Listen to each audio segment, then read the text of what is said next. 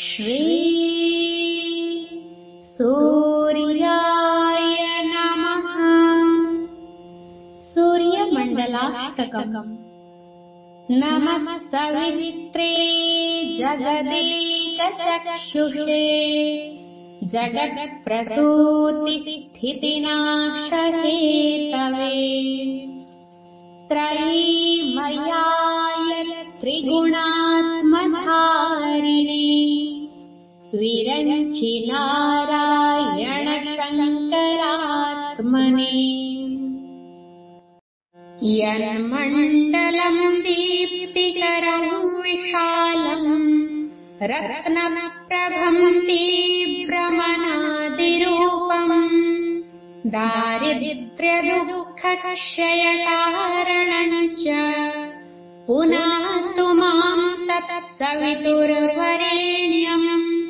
यन्मण्डलम् देवगणैः सुपूजितम् विप्रैः स्तुतम् भावनमुक्तिकोविदम् तम् देवदेवम् प्रणमामि सूर्यम् पुनातु माम् तत्सवितुर्वरेण्यम्।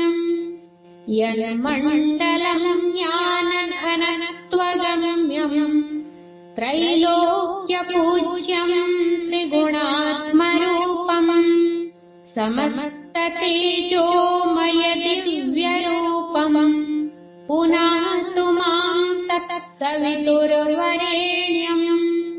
यन्मण्डलम् गूढमतिप्रबोधम् धर्मस्य बुद्धिम् कुरुते जनानाम् यत्सर्वपापक्षयकारणम् च पुनातु माम् तत्सवितुर्वरेण्यम्।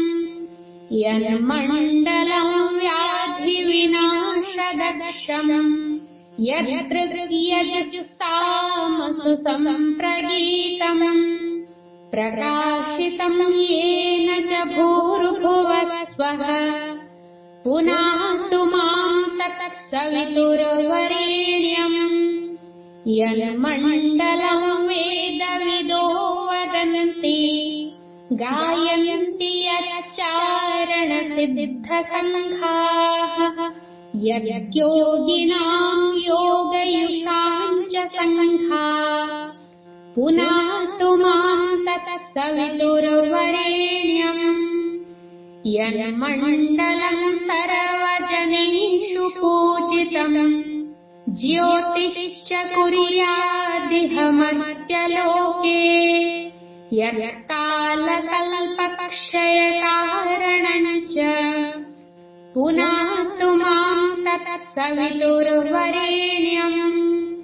यन्मण्डलम् विश्वसृजाम् प्रसिद्धम् उत्पत्तिरक्षा प्रलय प्रगल्भम् यस्मिन् जगत्संहरतेऽखिलम् च पुनातु माम् तत्सवितुर्वरेण्यम्।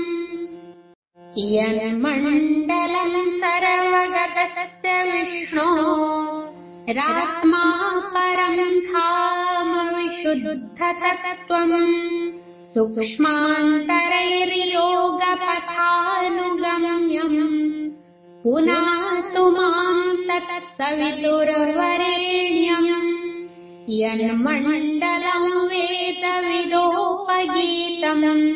यद्योगिनाम् योगपथानुगम्यम् तत्सर्ववेदम् प्रणमामि सर्वम् पुनातु माम् तत्सवितुर्वरेण्यम्। मण्डलाष्टत्रयम् पुण्यम् यः पठेत् सततम् नरः सर्वपापविशुद्धात्मा सूर्यलोके महीयते। इति श्री सूर्यमण्डलाष्टकम् सम्पूर्णम्।